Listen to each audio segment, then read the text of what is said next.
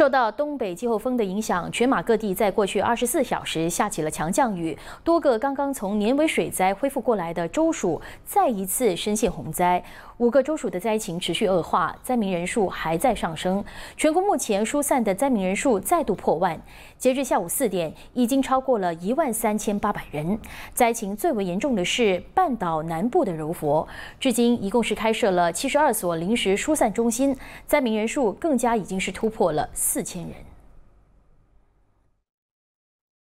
根据福利局的数据，今天在彭亨、柔佛、马六甲、森美兰和沙巴的灾民人数都在持续上升。目前灾情最严重的是柔佛，其中西加莫地区的临时疏散中心就有3790名灾民有家归不得。国家天灾监控中心数据显示，柔佛共有1064个受灾家庭，其中西加莫就占了853个。气象局也预测，西加莫、东甲、柔佛、新山等等地区将会持续降雨到明天，目前拉起黄色警报，而丰盛港地区则会有持续暴雨，已经拉响橙色警报，情况不容忽视。截至下午3点，彭亨州一共开设了54家疏散中心，收容来自604个家庭的2025名灾民。由于云滨、马兰、关丹、百乐和北根的暴雨，预计将会持续到星期二，灾民人数可能进一步上升。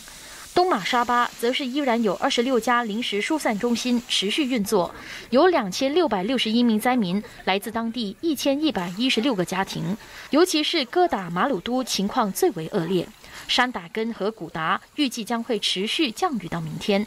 古城马六甲也有来自665个家庭的2583位灾黎，留在23家疏散中心。目前灾民较多的县市分别是马六甲中部和阿罗亚野。截至3点，马六甲河在这2个地区的水位都属于危险状态。马六甲的雨势也会延续到明天。